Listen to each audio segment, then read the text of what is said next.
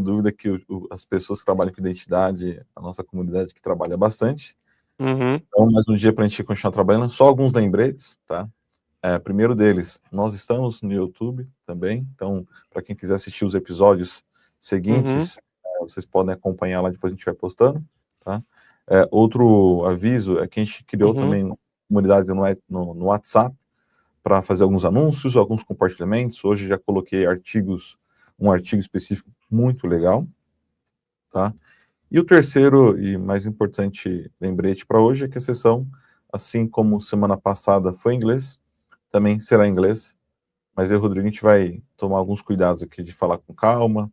Eu vou tentar colocar algumas perguntas como banner para o time ir acompanhando. Certo, Rodrigão?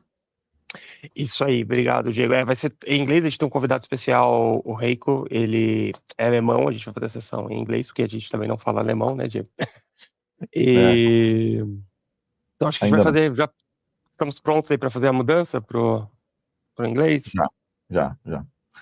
Okay, so let's switch to English.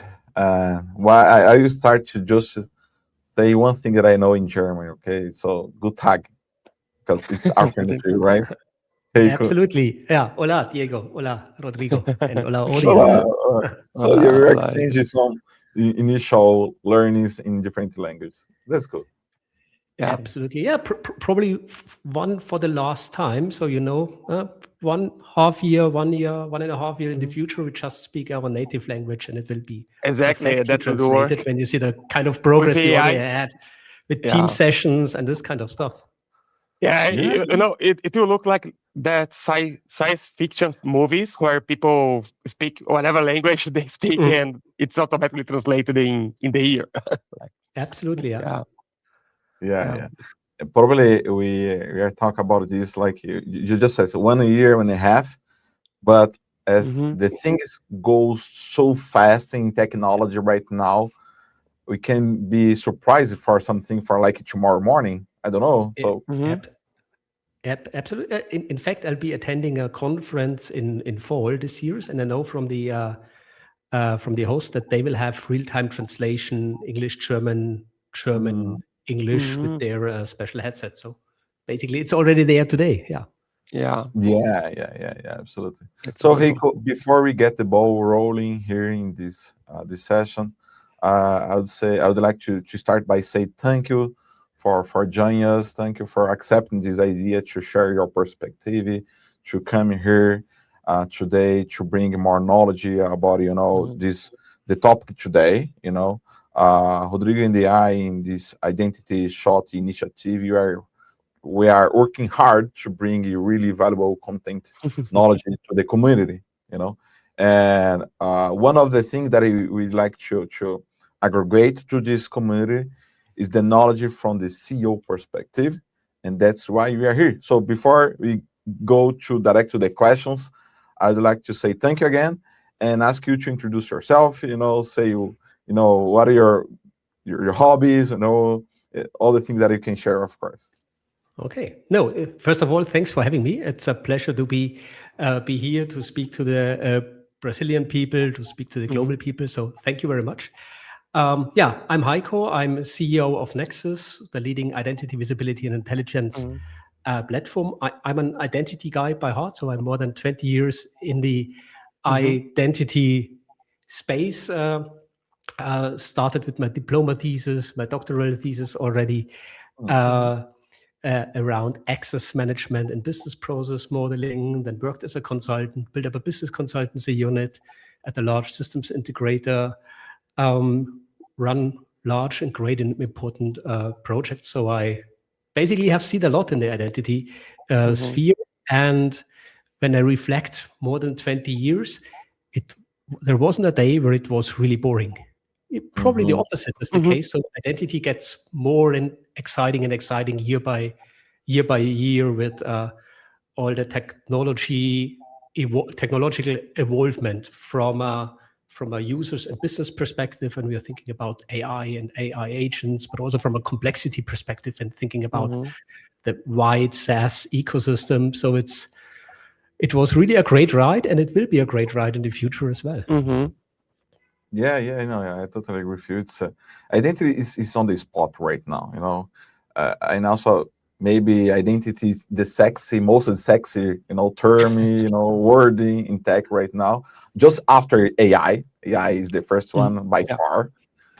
But yeah, before you go through the questions again, I'd like to say, ask actually Rodrigo to ask you a question about soccer, because we saw a match, Not specific soccer, match football. like Soccer is the way that North Americans talk. We're talking football. We're talking about football, People don't talk football too. It's football here, yes. Yeah, exactly. It's football. So Heiko, I would like to say, what are your expectations for the World Cup? And was you watching the Brazil versus Germany in 2014?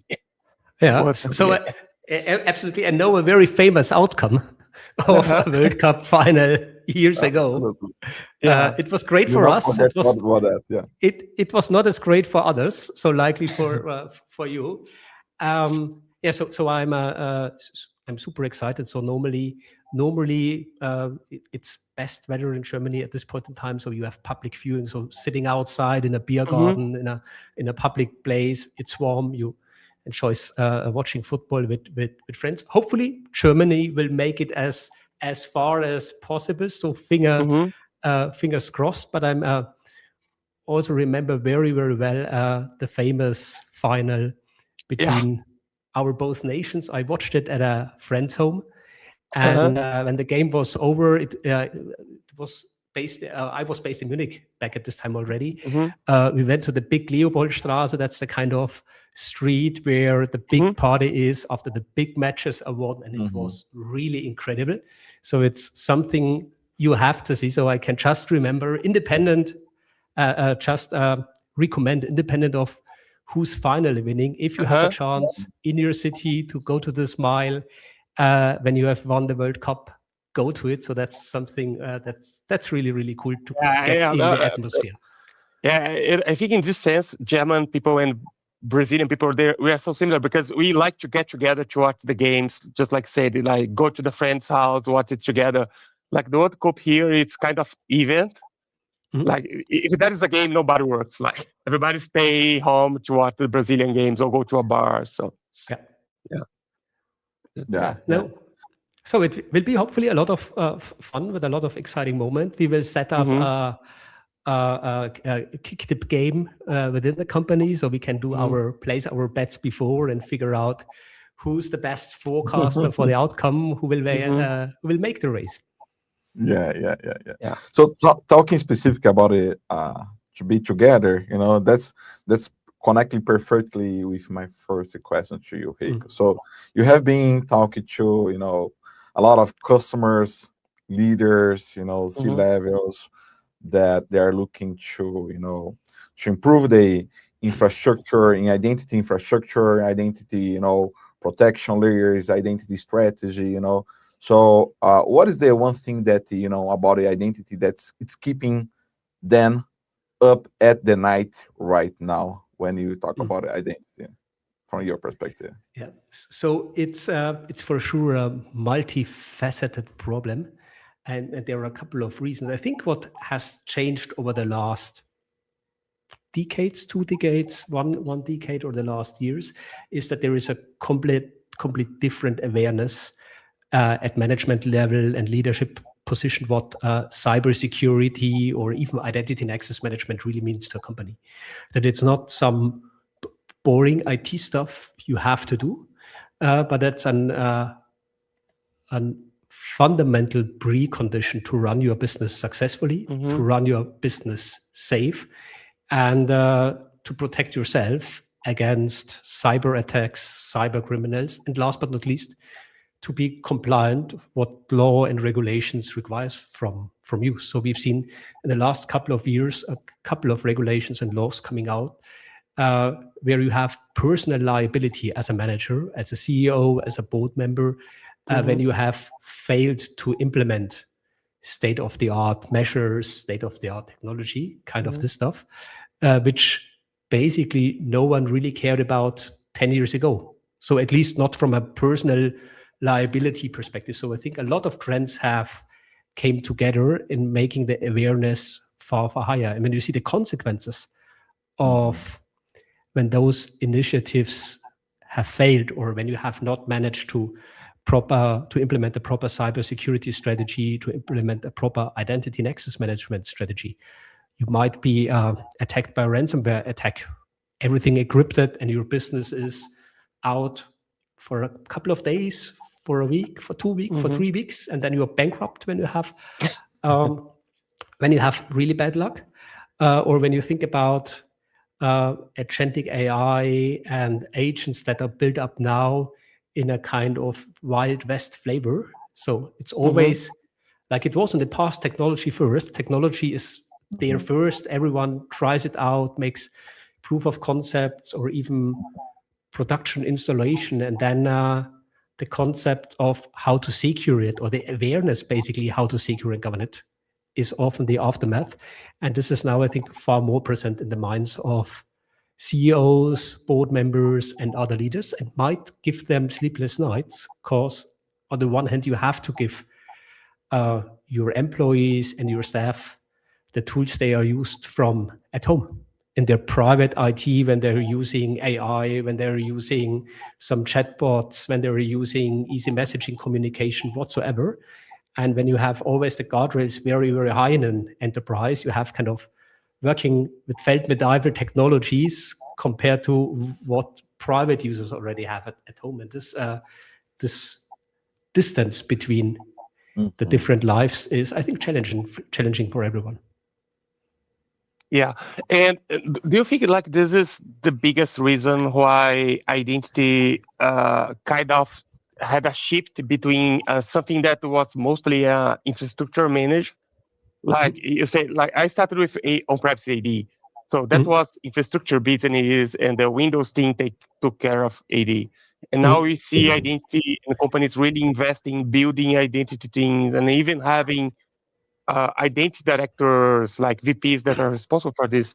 So do you think this is the shift, like the regulatory compliance requirements that we're seeing today? On the one hand, yes. On the one hand, yes, for sure. On the other hand, as technology has evolved that much, when you think, for the example, on the on-prem AD, so this was also at my early times when I was a consultant. There, companies have been kind of separated. They had their perimeter. There was no access from outside allowed. Of internet access was still somehow delimited and filtered. You could just connect to their internal network with VPN connections and this kind of stuff. And with the whole trend to SaaS software in the cloud, the perimeter was open. You have now remote working, you have smartphones, you have SaaS services. So an Active Directory on-prem secured with firewalls like an on-prem software won't allow you to connect to all your software out, whether it's, let's say, in a marketing and sales stack, Salesforce and HubSpots, when it's in a creativity stack, the Adobe Cloud or Canva or others. You always need somehow to go outside to other parties. And as technology has evolved, the patterns on how to secure the identities that are completely mixed has to evolve too, and make it more important. So in former times, it was okay, put all employees in Active Directory and you're good. And now the complexity has risen tremendously. And also workforce has grown a little bit more together. So in the past, you have been either working for a company or not, more or less. So as a part of the internal workforce, or when you have been a contractor or a consultant as part of the external workforce, but you have always ended up in Active Directory. Now, when you think about the modern form of Active Directory, so Entra ID, you have the guest accounts and can bring tenants together. So it's a completely new game. Back in time, federation between Active Directories has been far more complex and cumbersome to set it up compared to what it is today. So technology has lowered the hurdles to integrate things, and with that, a lot of complexity has arisen to keep it safe and govern it in the right way. Yeah, you mentioned that we have like not an probably a new approach to deal with the identity stack right now, like Enter ID, which is cloud perspective instead of to be on price. So Rodrigo and I we are all the time discussing how this perspective, this shift it's happening. But one thing that we still seeing, is common mistakes. Doesn't matter if you're working on primes infrastructure or cloud infrastructure.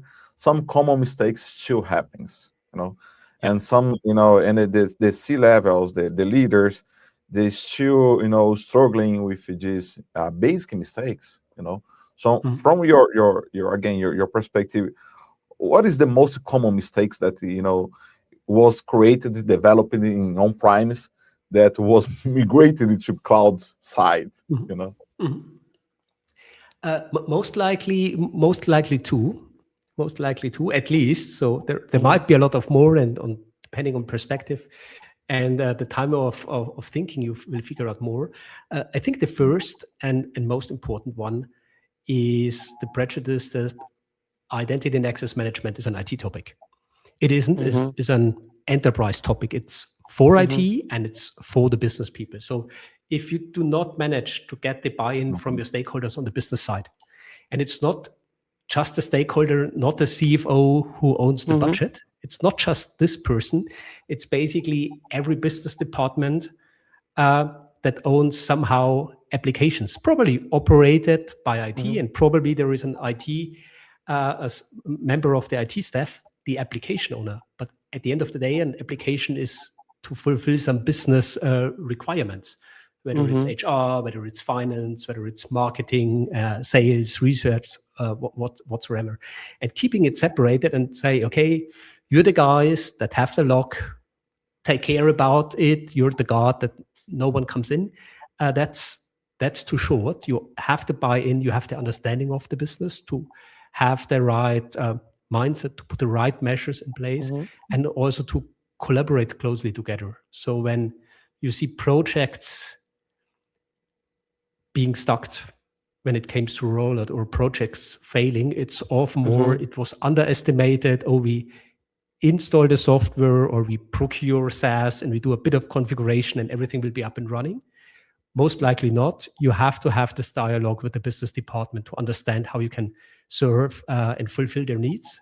And then you can have a successful ride and a successful rollout of an identity and access management project. Yeah. Yeah, go ahead. Number two might be probably data quality, just pure data. Whether it's pure HR data, whether it's pure authorization data, if you have messy data, it's always hard to make something nice out of it. So you have to have a clean data set, and you have always to work on your data quality to be really successful with whatever you're doing.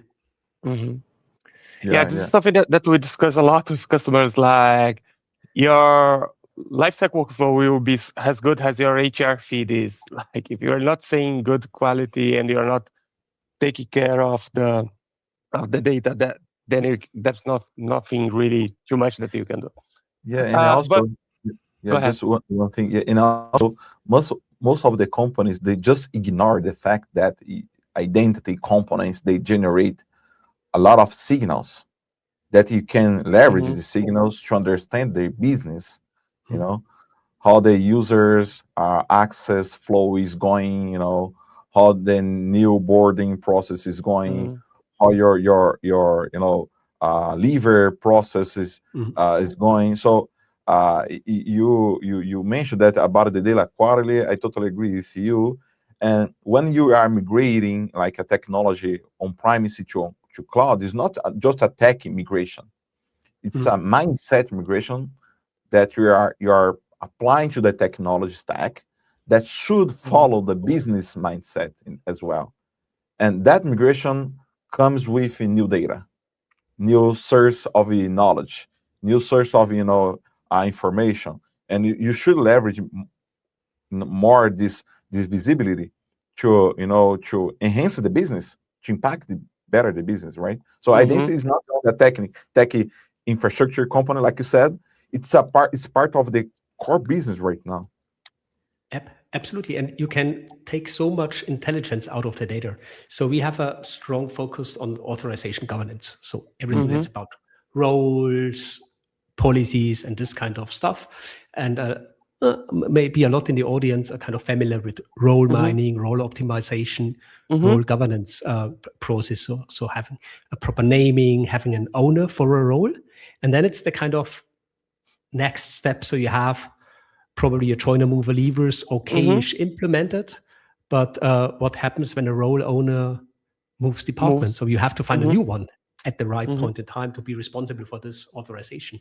And Diego, when you refer to getting out the signals and making something out of the signals in intelligence, a good thing is the principle of least privilege, which basically say that everyone should have exactly this authorizations and entitlements that's used for his or her work and task, and not more. If you need more, you can probably request it. Yeah. And even when you have kind of an optimized role and role mining setup, there might be some informal separations of tasks within your department. So despite everyone is a finance consultant, a team of 10 or 15 people, they might have found a working model for themselves that the first 5 love the first 2 process steps, number 6 to 10 love the middle, and 11 to 15 loves to do the end.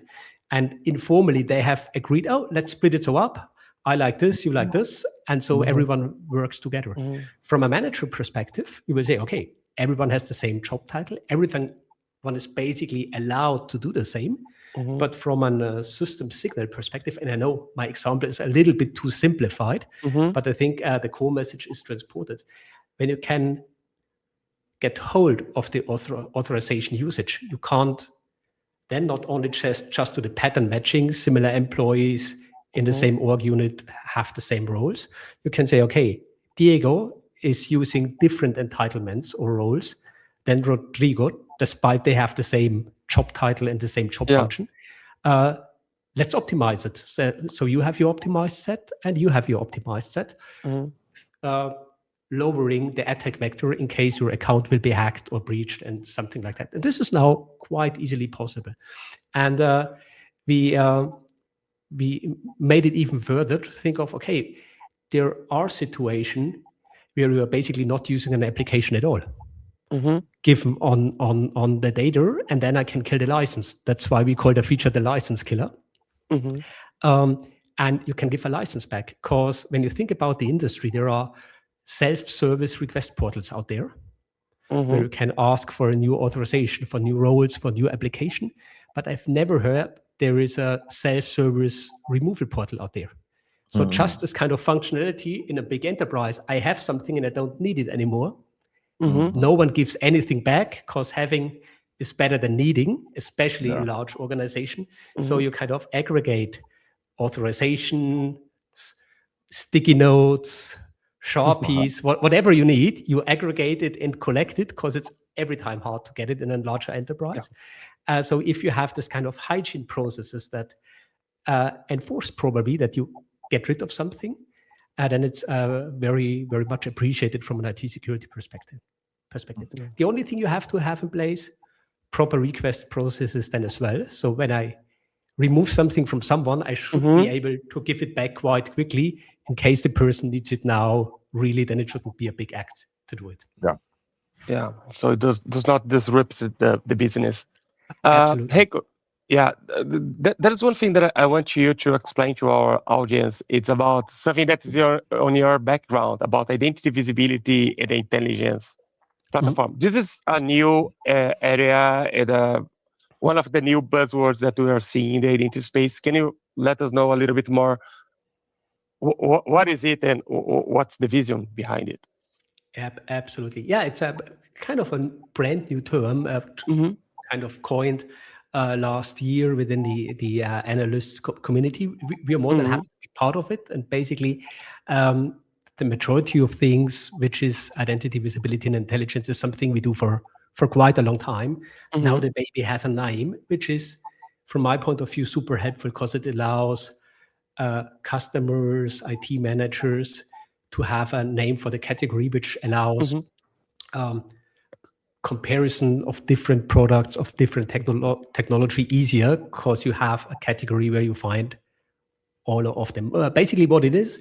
So in enterprise IT, and especially in enterprise identity and access management, you have still a variety of IAM systems. And all of the systems are siloed. So in a very, very lean organization, you have an IGA system. You have something around access management. You have a privileged access management system. You have probably some signal systems like an ISPM or an ITDR functionality. And when you're a little bit larger, you have very, very likely a legacy identity and access management system. Because you did an M&A, or this very, very old thing is still there because it's needed. You will have for sure Active Directory and Entra ID in parallel. There is most likely no organization, or basically nearly no organization, who is just 100% at this one, especially of the larger. And so you're ending up in a lot of silos. From a governance perspective, you need to have, however, visibility on an identity level. So identity, visibility, and intelligence has, first of all, a visibility layer. So spanning like an umbrella across these different silos and creating a unique visibility or unified visibility across the silos for identities and authorization. So I know Diego is there in 5 systems, and in the sum of all his identities, he's allowed to do this and that and that. But viewing and just having the information is not enough. Most of the time you figure out that things are not okay, that things are deviating from what this could look like. So you need to have the chance or the capability to fix it, to make start a remediation process and to kind of correct the data, to remove roles, to remove authorizations, and this kind of stuff. So this is the intelligence layer. You get the intelligence, and some say intelligence and observability, where remediation is immediately started and you can clean up whatever has gone wrong. And this is extremely helpful thinking about regulated industries, and Brazil has large banks that are regulated as well, and they have typically a lot of systems. And for banks, due to the regulation, it's super important to have segregation of duties in place. Segregation of duties can normally be done okay-ish within one stack if you model it. But when you have 2 tools, most likely every vendor thinks, oh, I'm the middle of the universe. There is no one around me. So basically you're clean inside the silo, but not when you have 2 silos or 3 across them. And just a typical use case that we often seen is just you have 2 IGAs and are not able to have SOD in place, or you have even just IGA and PAM, and you can't have the proof for the regulator that your business owners don't have administrative access to the systems. And this is where IBIP can create an immediate visibility and advantages for those kind of complex and large customers. Okay. Yeah, I like you say that when now the baby has a name. I'm gonna switch the gears a little bit to another baby. The baby now is agent, right? We saw a huge movement, a huge adoption, a movement in 2022 of the AI, generative AI, all the LLMs, start with ChatGPT, whatever. And now we have what the market is calling the agents. So how you think that the company should rethink about the governance when you have agents working for humans creating 1,000 of new agents every day? So what is the process? What is the mentality? What is the mindset that the leaders must have right now to deal with the new identity governance model for now to the future? That's an excellent question. And this is likely a topic. I remember the initial question, what keeps leaders awake at night? Most likely agentic AI as well. So when we look back, the kind of speed of technology is that incredibly fast, with all the big companies shipping new features and new paradigms and new approaches out that quickly, that basically security is falling kind of behind. On the other hand, teams and companies are adapting or have to adapt, working with LLMs, with chatbots, or building up their own agents, because it will be an incredible part of their value creation when it comes to their business. So if you don't do it, you will have even other challenges that you probably make yourself redundant in the market, because others can do it faster, others can do it in better quality, others can do it cheaper. So you have, on the one hand, to go the way and adapt agentic AI as quickly as you need it to be up with your competition. But at the same time, you have to think about, how do I secure it? And there are so many perspectives. So often it's a fundamental difference to employees. So all my employees are in an HR system. Why? Because employees want to get their salary. And so someone has to take care about their payment process. And if I have a payment process, I normally know the identities that are working for me, ideally. At least I have to transfer someone money at the end of the month. Every human identity normally has a manager, or a kind of a manager relationship, somehow a job description that's sometimes better, sometimes not as good, and somehow an organizational unit. So independent of the enterprise, they have a couple of core principles in common that helps us to do identity and access management in scale. Because whether you go to a bank, an insurance company, a manufacturer, an IT consultancy firm, HR business is kind of very similar at the core principles on how people are organized. It's different with agents. So there is no guarantee that an agent is just working in the marketing, in the online marketing team. It could be a cross-cutting agent serving multiple functions. And who's the business owner? And who is allowed to access what? And what is the agent allowed to access? So first of all,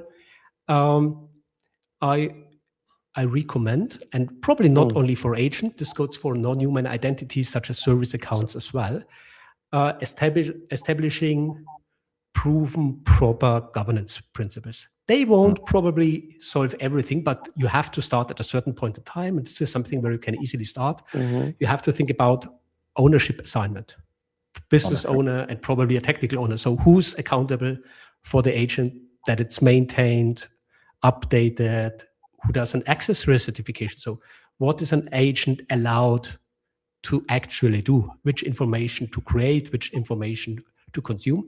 This is already doable today, for example, within the Nexis platform. As a next step, and this is where the industry is still working on thinking on, how do we take care about impersonation and delegation? We see a couple of things that are ongoing. So Outlook users will have seen most likely Copilot if they are rolled out. So Copilot can search my mailbox, can help me to rewrite emails, and some things run on behalf of me. And in the future, some things will just be delegated. And having a proper technology standards in this layer, how do I really solve vendor agnostic in order to be broad for the industry, impersonation or delegation of responsibility, and basically who is allowed to delegate tasks. So is everyone in the company allowed to delegate email answering to the email answering agent, or just certain job functions that have fulfill a certain criteria? There are a lot of things to be answered. And we talked initially about business is crucial for the success of IM projects, and so for agents as well, because the answer has to be given by the business. It's a business decision who's allowed to delegate something, and then IT can do the enforcement. Probably IT can help to consult whether it makes sense or whether that's doable or not, but an imminent part of the decision is related to the business as well. So now, to summarize, Access reviews, ownership assignment. So the basic principle for agents is something you can today, creating visibility across all the agents you have, and then moving forward step by step, probably focusing in the first run on the long-living one, so not on the ephemeral, short-living ones that are spun up and shut down in a couple of seconds. That's an other kind of animal that has to be treated as well. But as you can't probably solve and conquer the world in one day, start small, but do something in the act and get it somehow done and secured. So identity visibility and identity intelligence platform is mandatory for this new identity era right now. Absolutely. And what I believe also in is the kind of that IAM won't be a standalone discipline in the future anymore. So I'm a firm believer in the convergence of IAM and GRC, governance, risk, and compliance. Because within GRC systems, you have so many, if they are maintained well, you have so many valuable information, third-party management, so many things about your external companies and suppliers you have onboarded. Their quality standards, their IT security standards, their location where services are actually running. When you think about GDPR, the European data protection law that has restrictions when I send data to the US or to Brazil because they are processed outside of Europe. So a lot of information I can get there. I have an overview and register of all my ICT systems, of my data assets, of my processes. And if I map this intelligently together, I can have support for automated use cases, thinking about dynamic access policies. Who's allowed to access what? Based on criteria I have already in GRC systems, for example. Thank you, Heiko. That is, I want to shift gears again because one thing that we love to bring to the community is the idea of a lot of people are looking into identity and access management as a career opportunity right now. There are a lot of many open positions in the market. So what kind of advice do you give to someone who is looking to breaking and joining the identity and access management team today?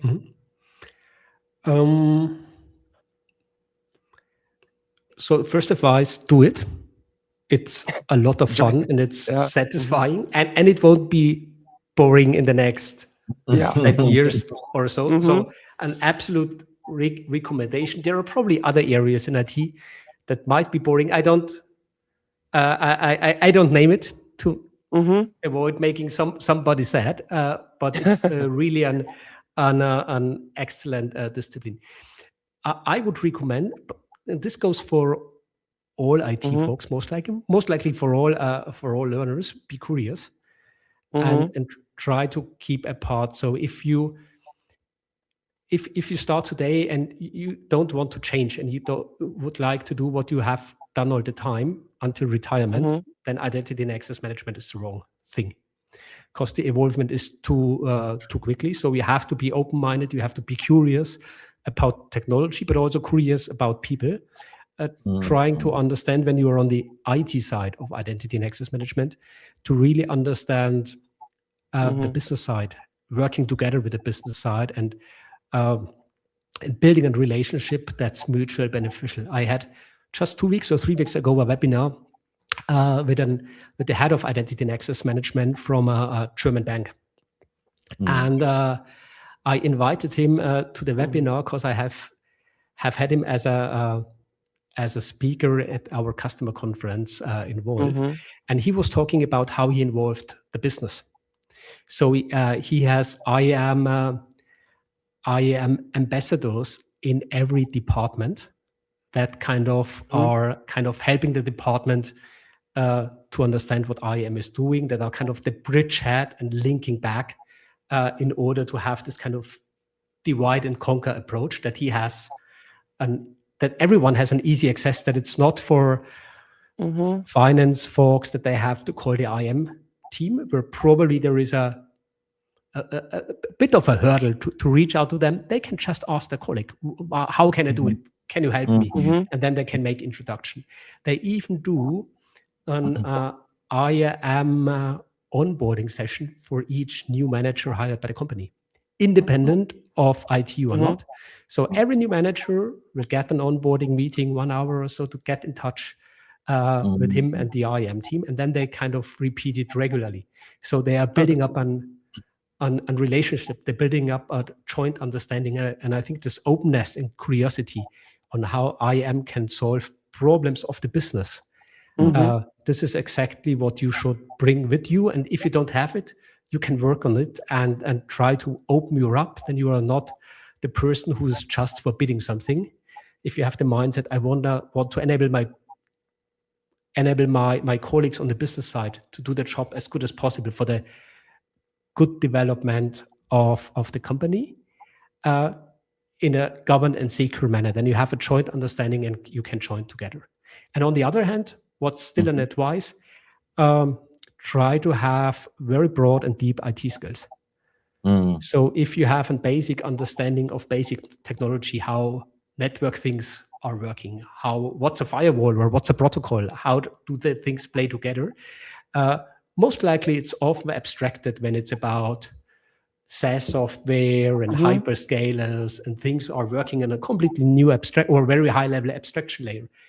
But at the end, often the challenges are going to this very, very low level. So we have a closed port on a firewall. You have a certificate that's out, is not valid anymore, and kind of this simple thing where the renewal didn't work out in the night, just kind of is collapsing your whole IT. Most of the thing, it's the small things, and the better your understanding is of IT complexity, of how things are going, the better you will perform in your job. Whether it's when you're working as a practitioner, so when it has a hands-on IAM engineer, but also from a manager perspective, if you have a good understanding on how things are playing together, it's also super helpful. Yeah, that would be my advice. No, that's great. And I love this scenario that you shared about how companies are making everyone aware about identity, right? So like you said, like the new manager needs to come in and meet the IAM team. I think this is something that many of our listeners and our community can learn with and create this awareness and see how identity can solve real problems. And one thing that I always say is like, the companies do this a lot of work to develop applications, to build new solutions, but everything starts with the identity. Everything starts with this people being able to log in and sign into the application. So this is something that we really need to make and create more awareness. Absolutely. Yes, and it could be so simple. So just meeting new managers for a coffee chat or for an onboarding session isn't a big thing, but you have seen each other, you have talked to each other, you have built in first relationships, so you're not the bad guy in IT who prevents something. So you're the guy who welcomed me at my first week or second week at the company, completely different relationship, and this thing is a super productive way to start a great working relationship. Yeah, that's great. Heiko, I want to thank you again so much for your time. Diego, can you please add the banners for Heiko LinkedIn and Nexis also? I will do that. Yeah. But I want to thank you again for meeting with us and to giving us your time. I know how our agenda goes, right? And you are in different time zones, so we really appreciate that. And we're looking forward to receiving you here in Brazil, so maybe for an event next year or something like that. But do you have any final thoughts that you want to share with the community? Yeah. So first of all, de nada. Thanks for having me at the podcast. I really enjoyed it. It was a great conversation. To the community, if you have any questions, feel free to reach out. I copied my link in the chat, but it's also in the banner.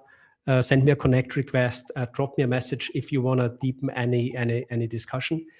I think I shared a lot of tips in regards to career development and probably one to IVIP and agent. Have a look at it. I think it's worth to think of whether this can be a help for solving your IT problems. And as always, don't just go for buzzwords or hype topics.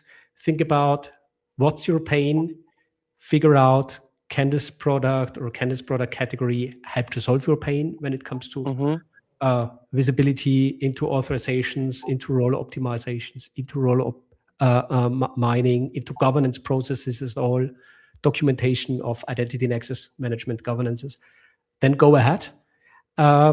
It's not about there is another buzzword and I do have another technology stack. It's more or less the baby has a name, my pain has a name, and probably categories within that name can help to solve your pain, but kind of the mapping is often an ongoing discussion between the different stakeholders in the companies and the providers out there that have hopefully the right answers for you. Awesome. Identity, it's a business matter, right? It's not only a technical component matter anymore. Yeah, so. Absolutely. Yeah. Awesome. Yeah. Thank you again. And we looking forward to talk more with you and have you here again in other opportunities.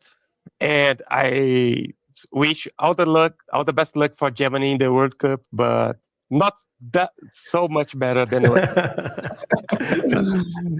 I believe so, yeah. So thank you for having me. Obrigado. And see you soon. And it was really a pleasure to be on the show and having this excellent conversation with you two guys. Thank you. Awesome. And see you. Have a good day. See you. Thank you. Bye-bye. Bye-bye.